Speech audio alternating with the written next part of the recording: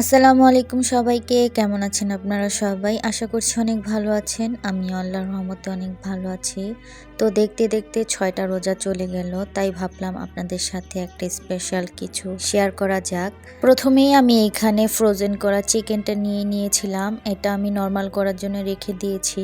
তারপরে আমি একটা বাটিতে পরিমাণ মতো ময়দা নিয়ে নিয়েছিলাম। যেহেতু আমরা ৪ জন, তো আমি সেই পরিমাণ অনুযায়ী ময়দাটা নিয়েছিলাম। এখন আমি এটাকে ডো করার জন্য মেখে নিব।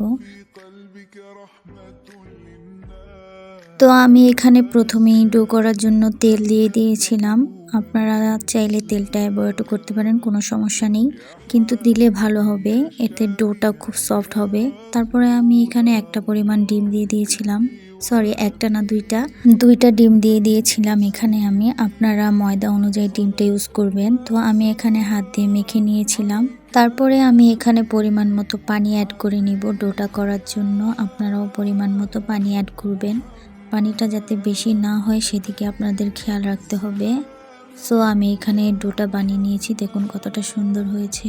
ডো বানানো শেষ করে আমি এখানে পেঁয়াজ কাটার জন্য চলে এসেছিলাম। তো আমি এখানে 4টা পরিমাণ পেঁয়াজ নিয়েছি। আর আমাদের ঘরে সবাই যেহেতু ঝাল খেতে খুব পছন্দ করে, তো আমি এখানে মরিচটার পরিমাণ একটু বেশি নিয়েছি। আপনারা ঝাল কতটুকু খান সেটার উপর ডিপেন্ড করে মরিচ নেবেন। এখন আমি এগুলোকে খুব সুন্দর করে কেটে নিব।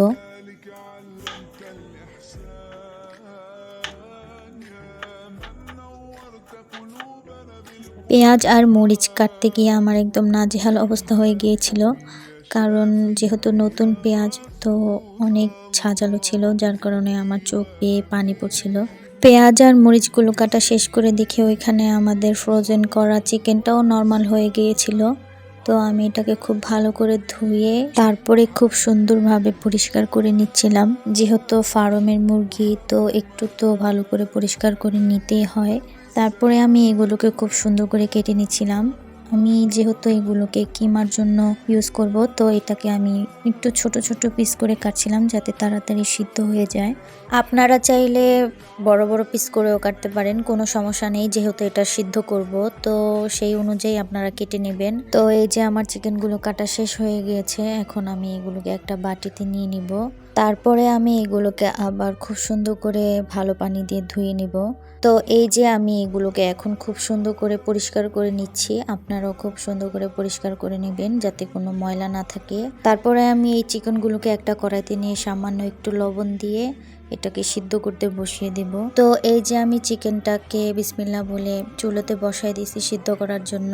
এখানে আমি প্রায় 15 মিনিটের মতন চিকেনটাকে সিদ্ধ করেছি। আপনারাও 15 মিনিট বা 20 মিনিট সিদ্ধ করে নেবেন যাতে পুরোপুরি চিকেনটা সিদ্ধ হয়ে যায়। তো এই যে আমার চিকেনটা একেবারে পারফেক্ট ভাবে সিদ্ধ হয়ে গিয়েছে। তারপরে আমি চিকেনটাকে নামিয়ে পানি ঝরা দিয়ে দিব। তো এই যে আমার চিকেনগুলো কিমা করা হয়ে গিয়েছে। আপনারা চাইলে এর থেকে বড় পিসও করতে পারেন বা ছোট পিসও করতে পারেন, কোনো সমস্যা নেই। তারপরে আমি একটা প্যানে তেল ঢেলে নিব।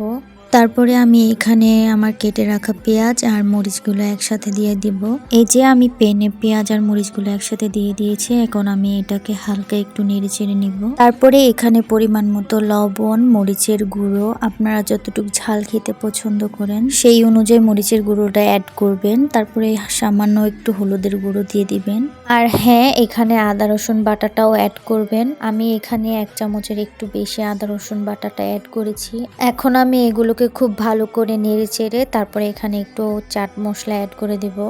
এটা স্বাদের জন্য, আপনারা স্বাদ অনুযায়ী চাট মশলাটা অ্যাড করবেন। তারপরে এখানে পানি দিয়ে দিব হালকা একটু কষানোর জন্য। তারপরে আমি দিয়ে দিব এখানে দারুচিনি আর এলাচ। এটা হচ্ছে ফ্লেভার বাড়ানোর জন্য দেওয়া হয়েছে। এটা একেবারেই অপশনাল, আপনারা চাইলে অ্যাভয়েডও করতে পারেন, কোনো সমস্যা নেই। মশলাগুলো কষানো শেষ হয়ে গেলে এখন আমি চিকেনটাকে অ্যাড করে নিব। তো এই যে আমি চিকেন কিমাগুলো দিয়ে দিয়েছি। তারপরে আমি দিয়ে দেব গাজর আর বাঁধাকপি, যেটা আম্মু ফ্রোজেন করে রেখে দিয়েছিল। আর এটাও অপশনাল, আপনারা চাইলে দিতে পারেন বা না দিলেও কোনো সমস্যা নেই, বা অন্য কোনো সবজিও অ্যাড করতে পারেন। যেহেতু আমাদের বাসায় বাঁধাকপি আর গাজরটাই ছিল, তো আমি এই দুটোই সবজি অ্যাড করেছি। তো এই যে আমার চিকেন কিমাগুলো রান্না হয়ে গিয়েছে। তারপরে আমি ডোটাকে রুটির মতো বেলে এটার উপরে চিকেনগুলো দিয়ে নিয়েছিলাম। যেহেতু আমি একাই ভিডিওগুলো করি, তো এই জন্য আমার সবগুলো ভিডিও করা হয়ে ওঠে না।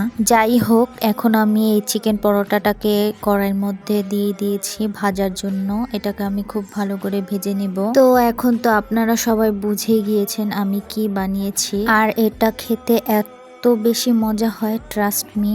অনেস্টলি বলছি, এটা একবার খেলে আবার খেতে ইচ্ছে করবে। আপনারা একবার হলেও বাসায় এটাকে বানানোর ট্রাই করবেন আর এটা খেয়ে দেখবেন এটা কি পরিমাণে টেস্টি একটা খাবার। এই চিকেন পরোটাটাকে খেয়ে আমি নিজেই বিশ্বাস করতে পারছিলাম না যে এটা আমি বানিয়েছি, এত মজা হয়েছিল। তো আজকের জন্য এতটুকুই। দেখা হচ্ছে কোনো নেক্সট ভিডিওতে। ততদিন ভালো থাকুন, সুস্থ থাকুন। আল্লাহ হাফেজ।